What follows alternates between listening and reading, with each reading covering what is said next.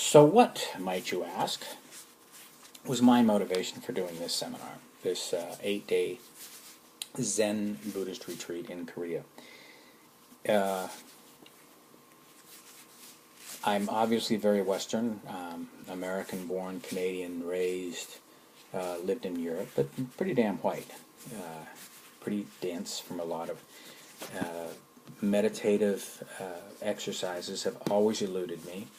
I think it was probably 1972 when I looked at transcendental meditation, and I went and you had to take a flower and fruit in order to get your mantra, and I met the men that did, and I met the two men that did, and I thought, well, if I end up like them, I really don't want to do this.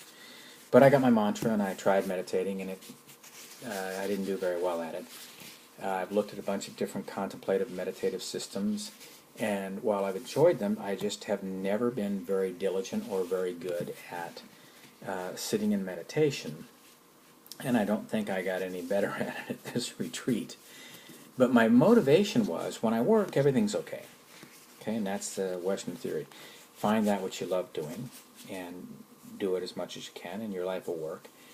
And I love my work. The chiropractic kinesiology, a little bit less than my seminars, because in my seminars I don't have to put up with pain and agony, except for the stuff in the mind, but then I can tell people, like Bob Newhart does, stop it. But my motivation for doing the seminar was I couldn't sustain higher states of awareness in my daily life. I did my last month-long on Maui, and although month-longs are tough, they're a lot of work and a lot of agony, a lot of grief, but they're worth it because it changes people's lives and it alters how I live my life. And my weekend seminars have been able to sustain me to stay out in higher levels of awareness, higher states of awareness. But since my last month long, about 5 or 6 years ago, I've had trouble generating my own business. And what I have found myself in the shadow world, within the world of the mind, where you connect the dots, where you hear something and then you follow it as if it's real, and you make people wrong, and yourself wrong, and your family wrong, and I've been stuck there, and I knew there was a way out, but I knew to go to work, but I've had such a dilemma creating my own seminars. I know we create our own reality. But, so I thought, okay, if somebody's got a different way for me to do this, I want to go look at it. I desperately, definitely want to go see what this man has. And he does. Subul has a different way of doing it. And I can't tell you, it's meditating. The first day we got there, he posed this question. He said, now we're going to leave you for an hour, and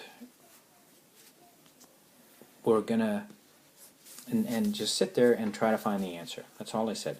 Right? Don't keep asking the question. There were a few don'ts, and so I sat in meditation, and it seemed longer than an hour. And they came back and they said, we've left you almost 2 hours because you're working hard. And then somebody else told me it was closer to 2.5 hours. And part of me felt betrayed, but most of me was like fascinated, like, holy shit, I've sat in meditation for over 2 hours. That's not something that I can do, not something, I'm always checking the clock and looking to see, what do I have to do next? And then the next day he said, one of the evidences that you will have that this is working is is the fact that you have sat in meditation for this length of time. And that was one of the things that helped me pop out, if you will. So I don't understand what I did. I don't think I meditated. I know I sat quietly for long periods of time. I don't want to or think I should try to recreate that experiment or that experience.